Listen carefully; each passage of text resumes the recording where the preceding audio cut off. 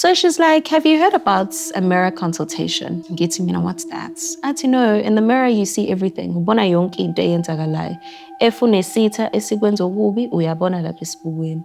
I'm like, hey, bo, what if I see how I'm going to die? I'm not ready for that. Angineze inamba yomunye ubhuti. It took me some time because I was scared.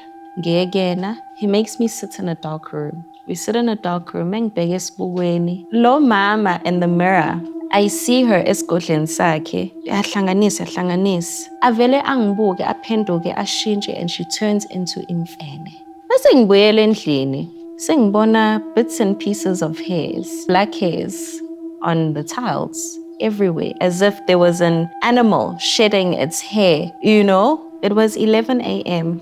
in the morning. I'm in my kitchen. I'm scared to do anything because I can hear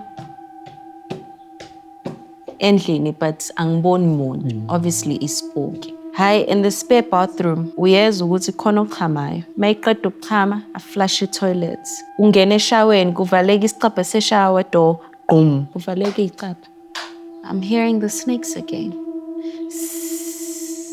Lo mama, ex-Gobela, she's now sending a cobra, a black cobra.